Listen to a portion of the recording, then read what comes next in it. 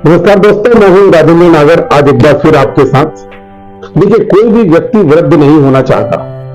हर व्यक्ति हमेशा यंग ही रहना चाहता है, लेकिन ये प्रकृति का चक्र, एक साइकिल है कि इसमें व्यक्ति वृद्धावस्था भी आती है। लेकिन किसी की जल्दी आती है, कोई जानबूझ के ले आता है, किसी की देर से आती है। अब यदि आप ये जानना चाहते हैं कि मैं अभी वृद्ध हुआ हूं या नहीं, या मैं 60 साल के होने के बाद अभी कितने साल और जीऊंगा, तो मैं आपको 5 या 6 7 पॉइंट ऐसे बता रहा हूं जिनके द्वारा आप ये मालूम कर सकते हैं कि आप वृद्ध हुए हैं या नहीं। लेकिन घबराइए नहीं, यदि इनमें से कोई भी पॉइंट आपसे भी मैच करता है तो आप इन पॉइंट को समय समय धीरे धीरे सुधार सकते हैं और अपनी उम्र को बढ़ा सकते हैं। तो चलिए, सबसे पहले हम आपसे बात करते हैं। वो बिंदु जो है वो है कि अगर आपकी चाल धीमी हो जाए, यानी आप जब सड़क पर चलते हैं, यदि आप धीरे धीरे यदि चलते हैं, आप तेज नहीं चल पाते हैं, तो आप मानकर चलिए कि आपकी वृद्धावस्था आ चुकी है। ऐसा इसलिए होता है क्योंकि आपके पैरों में जो मसल्स हैं वो कमजोर पड़ने लगती है। इसका तरीका, अब तेज चाल चलने का मतलब ये नहीं कि आदमी दौड़ करके चले, लेकिन सामान्य से तेज चाल जो होती है उस चाल में चलना चाहिए, जिससे मसल्स हमारी मजबूत होती है। और इसका एकमात्र तरीका है कि आप धीरे धीरे रोज सुबह 10 15 5 मिनट रोज बढ़ाते जाइए, 20 मिनट, और अपनी सैर के समय को बढ़ाइए और समय उस सैर में आप तेज चलिए, तो आपके पैर जो है वो मजबूत होंगे, क्योंकि बुढ़ापा हमेशा नीचे से प्रवेश करता है। दूसरा पॉइंट जो है वो ये है कि कुछ लोग, जैसे दरवाजे का हैंडल है, उसकी जो ग्रिप है वो तेजी से पकड़ के दरवाजा खोल लेते हैं या फिर उनसे खुलता नहीं है। तो अगर आपकी ग्रिप मजबूत है किसी हैंडल पर, तो आप मानकर चलिए कि आप अभी यंग हैं और आप अभी काफी लंबे समय तक जिएंगे। तीसरा पॉइंट है कि आपकी नींद, अगर आपकी नींद कम हो गई है, आप पर्याप्त जो है 7-8 घंटे की नींद यदि नहीं ले पा रहे हैं, ये भी वृद्धावस्था की निशानी है और ये वृद्धावस्था का दुश्मन भी है। ऐसा तनाव की वजह से भी हो सकता है कभी कभी।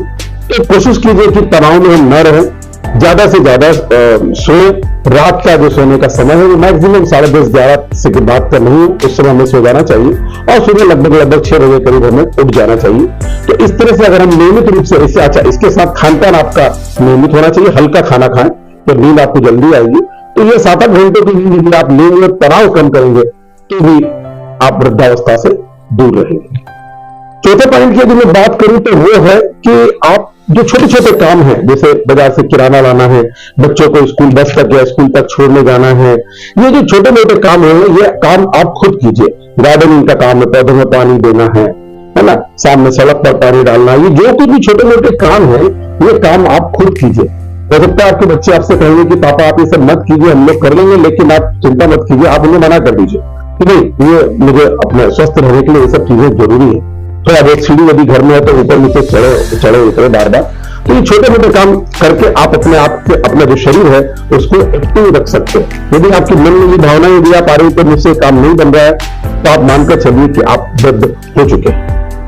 एक बहुत ही महत्वपूर्ण पॉइंट इसके बाद आता है और वो है आपकी याददाश्त।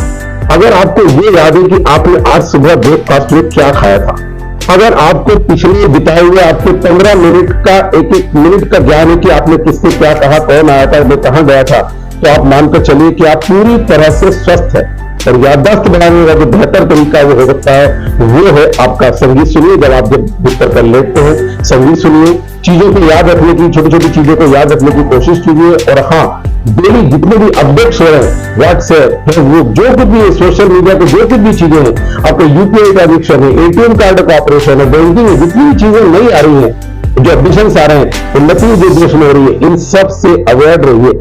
आप इन सब को खुद सीखने की कोशिश कीजिए।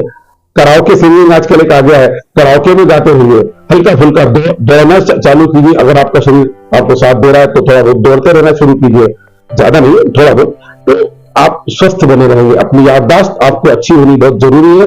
एक तरीका एक और भी याददाश्त अच्छा रखने का, और वो है रोज कम से कम 7-8 लीटर पानी जरूर पीजिए।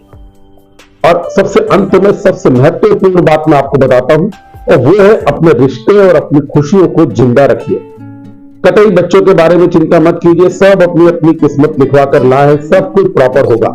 लेकिन आप उनसे ज्यादा आप खुद चिंतित जब हो जाते हैं तो वृद्धावस्था की शुरुआत हो जाती है। खुशियों को अपने पास लाइए, पकड़ के अपने पास लाइए। वो पल ढूंढिए जिसमें आप खुश रह सकते हैं। अपने किसी पुराने दोस्त के पास हर हफ्ते जाइए या उसको घर बुलवाइए, उसके साथ बैठ करके चाय पीजिए, पुराने पलों को याद कीजिए। जब इस तरह के आप छोटे छोटे जो क्षण है उनमें खुशियां ढूंढेंगे ना, तो बड़ा वाकई आपको मजा आ जाएगा और आप पुनः यंग जैसा फील करने लगेंगे। तो ये मैं सोचता हूं कि शायद मेरी बात आपको पसंद आई होगी, और अगर आपको पसंद आई हो तो इस वीडियो को हमारे जितने भी वृद्ध साथी हैं उन सभी लोगों तक शेयर कीजिए, ताकि वो सब भी एक मस्त खुशहाल जिंदगी जी सके। अगले शनिवार में आपसे फिर मुलाकात करूंगा, तब तक के लिए नमस्कार।